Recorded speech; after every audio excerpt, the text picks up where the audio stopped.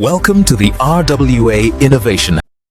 Yes guys, turakwakiriye ahangaha rero reka uyu munsi tuse nk'abakora kuri iyi ngingo. Urabona hari ikintu gicanye maremare mu isi ndetse na nubwo ari mu Rwanda gusa bita AI. Ubundi AI mu by'ukuri ngewe uburyo AI nayibonye n'ukuntu yaje muri ino generation ni ikintu gitangaje cyane. Sinzi ukuntu wowe wabyakiriye ahubwo uburyo budasanzwe. Ahubwo nk'abanyarwanda muri rusange turi mu bihugu muri Afurika bikoresha ikoranabuhanga cyane, aho ugiye hose serivisi zose za leta, mu mashuri, kwa applyinga, ndatekereza dukoresha ikoranabuhanga ku rwego rwiza cyane. Ariko akantu uvuze ka AI ko karatangaje maremare muri iyi minsi cyane, kuko haba muri Meta, niba ujya ureba neza muri WhatsApp, muri Twitter, ahantu hose ubu ngubu ntekereza ko gusacinga ukoresheje wenda Google bizageraho bive hose. Maybe ahubwo ko ngiye ntekereza ko abantu bari kubikora ari bake, kuko kubaza kuri browser bisanzwe ukajya kuri Google ukabaza ikintu, yego ubu ngubu ndumva bishobora kuba bifite umubare muto w'abantu bari kubikora. Mu by'ukuri none se nkanjye ntakubeshye, kugira ngo nzajye kuri Google ngende nandikemo ikintu ngisearching, no kwanga nshaka gushaka ikintu ntekereza like zirahari za ChatGPT niyo twamenye bwa mbere. Ngiye nayimenye ryarira hari si 2022. Urumva ChatGPT nicyo kintu. ChatGPT ubundi ni AI. ChatGPT ni AI, hariho na ngenzi zayo, ntekereza hariho nka Gemini, za Claude. Noneho urwego tugezeho nuko tutagikeneye kumva indirimbo z'abastari cyane. Ngenda nyikoreraga production na AI yanjye, ukumva umuziki wawe.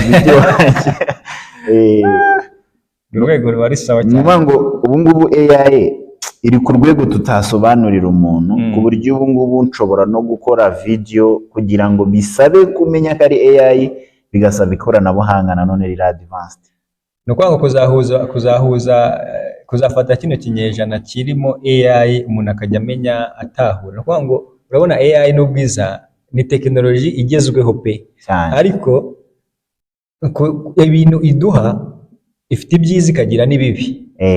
Mu byiza rero byo ni byinshi ntabwo twabivuga ngo tubirangize, kuko muri kiganiro wenda, ariko wabonye byatangaza ejo bundi Minisiteri y'abakozi ba leta n'umurimo mu Rwanda yashyize hanze itangazo rimaze iminsi ricaracara, usibye ko ntigeze ndibona kuri official website wenda ya Mineduc cyangwa se wenda ya government, ariko istampinzeho ndetse iriho na sinyatire ya Mifotra.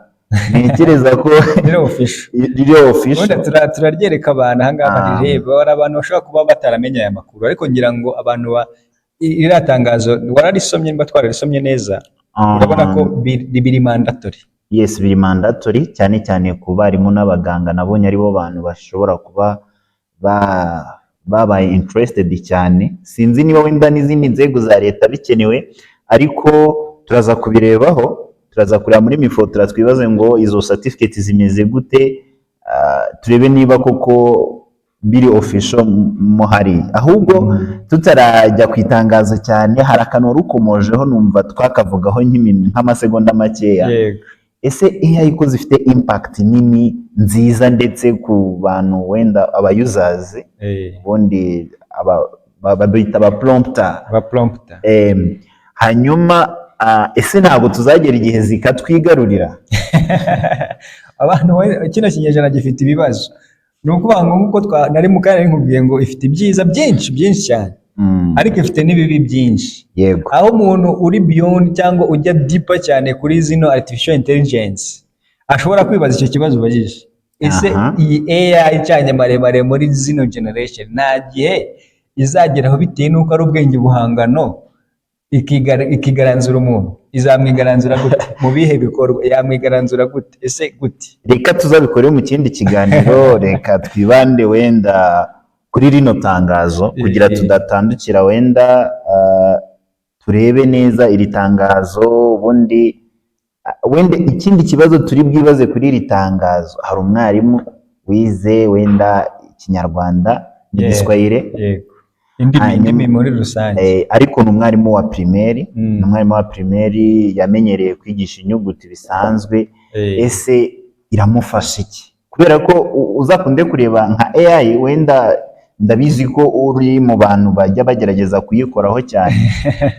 Ese Ntabwo ari cyane. wenda urebye nk'ikinyarwanda, umwarimu w'ikinyarwanda, AI kuyibaza umugani w'ikinyarwanda, sinzi niba yagusubiza neza igisubizo gifite ingano n'umuco w'abanyarwanda. Nkibaza ese abarimu bose koko birakwiriye ko bagira ayo mahugurwa kuri artificial intelligence? Hanyuma wenda tubone tujye in deep kw'iryo tangazo turebe n'ibindi. Ariko umwarimu ari mu bantu basabwa n'iri tangazo, mu bantu ba mbere iyo bavuze abakozi ba leta, ubundi buriya niyo mpamvu nawe uri kuzana mwarimu ukanazana muganga, wagira ngo abandi bo ntabwo ari abakozi ba leta, ariko urirebye neza riravuga ko ari abakozi bose basavinga cyangwa bakora muri serivisi za public service. Ariko tugarutse nk'uko warumbajije ku umwarimu wigisha ikinyarwanda muri primaire, muri primary arakoresha AI ku buryo abaza uwo mugani AI kazi. Okay, first ni nayo mpamvu ubona bino bintu biraza gusaba ko abantu babikoraho bitonze. Kuko nk'ikinyarwanda ni ururimi rutari international cyane ku buryo abantu bakinjira muri AI ikahita ibahereza. Ngira ngo nimba wararebye neza yazamuye urwego ku kinyarwanda ni ChatGPT, nubwo hari undi muntu abonye wakoze AI iri trained mu rurimi rwacu rw'ikinyarwanda, wenda nawe tuzayigarukaho. Gusa birasaba ubwitonzi cyane n'ubushishozi buhagije gukoresha zino tools za artificial intelligence cyane. Okay, ariko nanone buriya kuri AI hari igice ubundi navuga umuntu wese ashobora kuyibazaho bitewe n'amakuru, cyane amakuru ari asanzwe, kubera ko mu bintu bijyanye n'amabwiriza mpuzamahanga ama search engine cyangwa se ama AI ntabwo yemerewe gutanga amakuru ari prive. Ntabwo nshobora kuyibaza amazina yawe cyangwa se ngo nyibaze ngo wayibajije ibiki ngibimbwire. Ariko nanone buriya eske uburyo bwo kubabwira ati mujye online muhite mujya gushaka amasomo ya AI then mutangire mu training, ntabwo harimo ikindi kibazo wibaza n'uvuga ngo abari gukora training za AI ese ntibari kubaza AI kugira basubize ibyo bari kuzikora gute izo training? Reka twite tunaheraho tubyinjireho. Yego, rero uri kubona nubwo ino minister cyangwa mifotara irimo irasaba abantu bose bakora muri zino serivisi za leta ko bakora zino training, uburyo ziri gukorwamo zirakorwa gute? Ese koko icyo bashaka, okay, mbere yuko zino training bazisaba ko abantu bazikora, n'ubundi abantu bari batuye bakoresha ama AI. yego. Ubwo impungenge ni iki cyangwa ni iki gitumye zino training mu by'ukuri ziba mandatory ku bakozi bose? Ahubwo ikindi kintu wakwibaza, eske iyo content yayo wenda tuvuge niba harimo iyo guprompting, yego, eske koko umuntu iyo skills yayicapturinze yamenye neza ko ayo makosi bari kumuha ari kuyakora, cyane ubundi ari gufata AI agapesting ikamuha ibisubizo n'ubundi akabigarura muri ya makosi ya AI. Ngira ngo byaba bibabaje cyane kuko izi training nimba ziri kubera online, zikaba ziri kubera online, umuntu akaba ari kuba trained wenyine ku buryo bwe anyuze kuri ayo ma website. Ngira ngo batanze link warasibonye. Hari link zatanzwe abo bakozi bose bari kunyuraho basabwa gukora izo certificates. Then iri tangazo ryo ryasabaga ko bitarenze kuri 30 byarangiranaga na 31. Okay, ndabona bari 31 z'ukwezi kwa mbere 2026. Maybe kari uku kwezi, ubwo deadline birarangirana no ku kwezi. Yego, nuko ngo uku kwezi aho umwarimu wavuye mu kiruhuko, muganga yakomeje akazi, abandi nabo ngira ngo si by'iminsi mikuru inyuzemo, uyu mukozi ari bwiyeranje afate zino training binyuze muri online courses kuri ayo link. Ubwo bishatse kuvuga ngo niba ari umwarimu no kubikora nyuma y'amasomo, cyangwa se niba ari umuganga ni igihe ahugutse ari mu rugo akayakora, cyangwa n'abandi bakora muri zindi serivisi cyangwa se n'abandi bakabikora. yego Ubwo buryo rero bwo n'ubundi twari dusanzwe twatangiye gukoresha zino AI. yego Ubwo buryo bwo kwiga ayo masomo rero ni ukuvuga ngo buri wese agomba kwinjira kuri link yarangiza agatangira kwiga. Oh, Ntashyigikiye neza yuko n'ubundi gukoresha ya AI urimo urakora izo kose, kuko harimo ibibazo n'ibisubizo. Harimo ibibazo bakagusaba kubisubiza. Nujya kwigisha gufata izo training n'ubundi birasa nkaho ari formalite cyangwa uri kurwana no kugira ngo ubone iyo certificate, nyamara harimo amasomo. Mu by'ukuri iki kintu wowe sinzi ukuntu uraza kukiduhuriza kugira ngo uburyo biri gukorwa, inama uri butange ku buryo aya makosi ano marigi yatanzwe kugira ngo afashe abantu. yego ubundi ngewe wenda kuri side yanjye numvaga izi courses zakabaye ziba ziri physical kugira ngo urebe na attention y'umuntu, kubera ko mu buryo dusanzwe tuzi AI ku bintu bijyanye n'amasomo ho nta kintu na kimwe wenda ntago wabona umuntu wenda uri mu buzima bwe busanzwe afite burden yo gutegura notes, afite burden wenda yo gutegura imirimo yo mu rugo. Sintekereza ko yagira attention ihagije mu gutegura mu kujya kuri ari amakosi akayiga, ahubwo ntekereza ka sliding then yabona umwanya niba asanzwe afite iyo skills mu gukoresha AI akayikoresha. Ariko ntekereza ko wenda bakagombye kugiramo akantu k'ubwoba gakeya. Ngarutse ku makuru amaze iminsi acaracara ko hari abadiregiteri bahindutse abarimu, ntekereza ko ashobora kuzana indi test bakavuga tuyitsindwa noneho umwarimu yahinduka iki. Banza bazamugira. Reka tuvuge ko umuganga wenda yagenda akahita ashaka ibyangombwa akaba yashinga n'iyo farumasi agacuruza, ariko mwarimu we n'abandi muri rusange sinzi bajya kwikorera. Ariko wenda ni ugutebya, ariko uburyo nyine izi courses zateguwemo ni bwiza, igitekerezo ni cyiza cyo kuzitegura, ariko kwigira online wenda ntekereza ko nabwo ari uburyo bwo kugira bigere kuri bantu bose kandi byo gutwara budget nini. Okay, ariko nanone umusaruro ni uwuhe? Kubera ko nshobora kugira attention kubera commitment yanjye, ariko sintekereza ko buri muntu wese aragenda akajya kuri iyo AI akayiga akayimenya. Yes, kubera ko uko abantu duteye muri rusange ubundi dukunda ibintu iyo dufite supervision. Iyo dufite supervision ibintu tubikora neza. Ariko gukora online bihise binyibutsa akantu kabayeho muri covid, bavuga ngo icyo gihe hari ibintu byo kwigira kure, abanyeshuri bose biga bati noneho umuntu wiga construction agiye kwiga gupima ikibanza online arabyiga gute? Butisi na Pandres akabyubaka online. Ngira ngo wenda kugira tutaza gutinda cyane, reka tugaruke kuri za link turebe izo link batanze. Kuri ayo makosi na yaye agomba kwigwa. Aha, ndabona iya mbere yitwa AI literacy. Ntekereza ko ari ubumenyi bw'ibanze kuri AI literacy.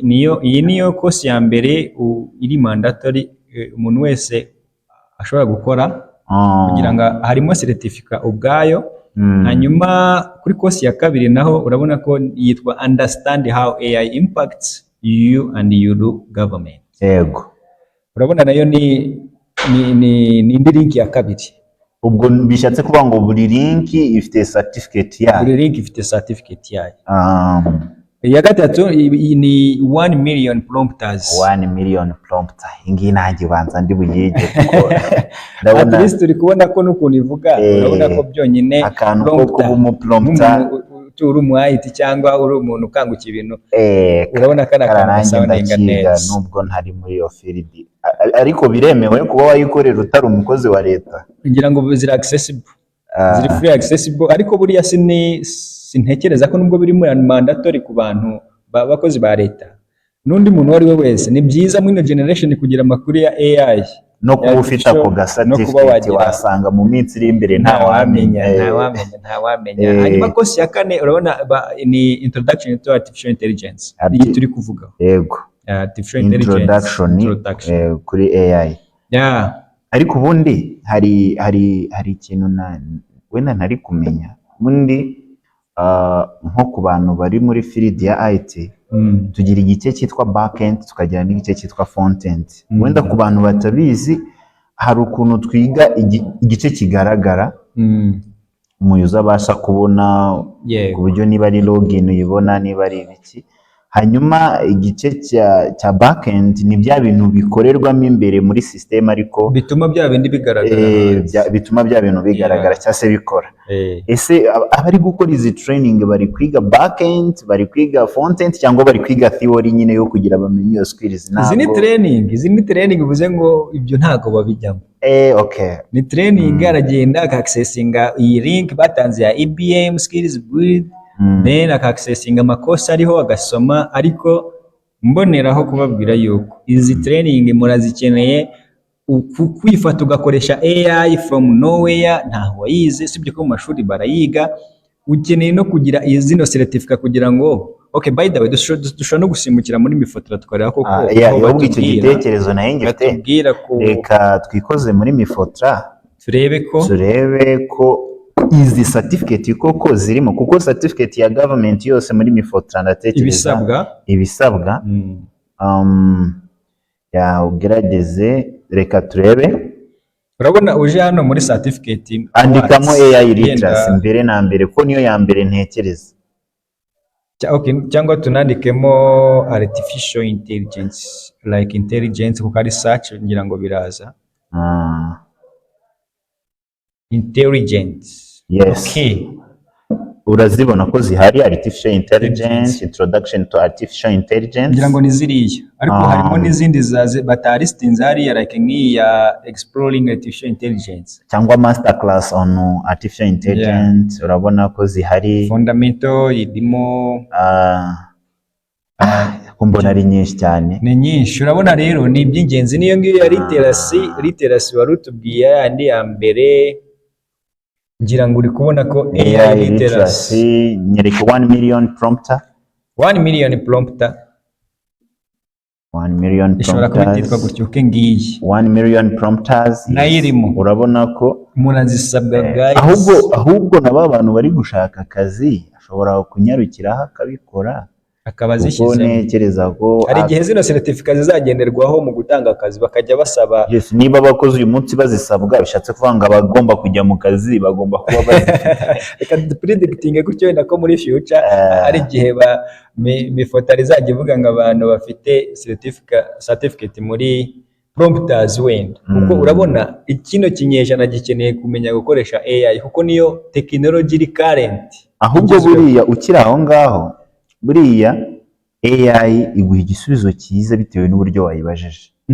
Ngo niba uramutse ntekereza ko bino bintu bizatanga umusaruro cyane cyane nko ku barimu kuko nibo bategura note, bategura ama examen, bategura ama curriculums.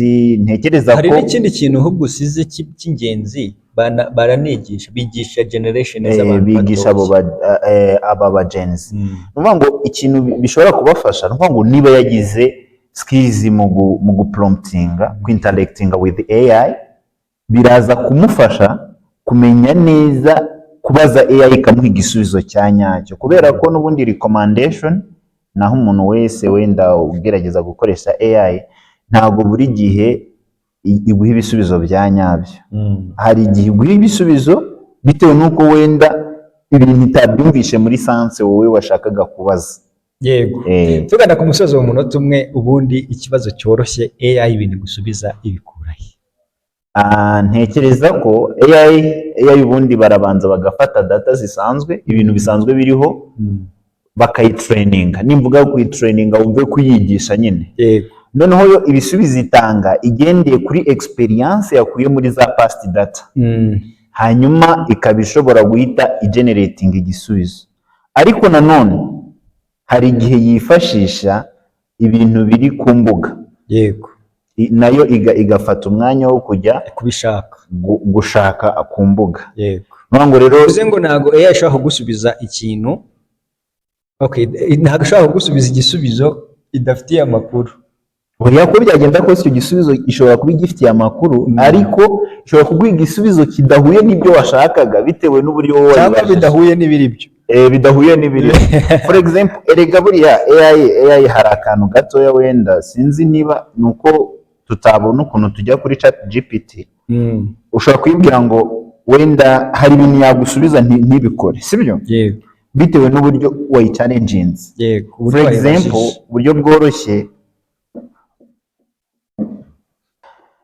buriya ziriya AI ushobora kuyichallengingamo gatoya ikaba ishobora kuguhereza feedback y'ikintu kitari cyo. Wenda reka tuzafata akanya tubiganireho. Okay, tuzabiganiraho ariko urumva kingiye kuri icyo kintu. Birumvikana ko izi training zikenewe. Izi training zirakenewe abantu bazikore, kandi urabona ko ni umva urasabwa. Reka tugukoresha ngo utegetswe. Urasabwa. Kandi noneho recommendation nge natanga rwose ku bantu bose, nyabuna niba ufite amafaranga ntujye kuzikoresha ngo udodeshe ushaka umuntu ubigukorera, ahubwo fata akanya wicare uzige uzisome usubize udakoresheje izindi AI, usubize ibyo wasomye. Ibi bintu biraza kugufasha ndetse no mu buzima buzaza bizadufasha. Yego. Mwakoze cyane rero kubana natwe ikiganiro, ngira ngo abenshi mwari mubikeneye, ibibazo byinshi mwibazaga. Ikindi nasoza mvuga ko izi course enye ni nkeya, zose muzikore muzi uploading muri Mifoto arangira ngo mwabonye ko amatitles y'ama certificate arimo, kandi ni byiza kuri twese muri no generation. See you nakagaruka.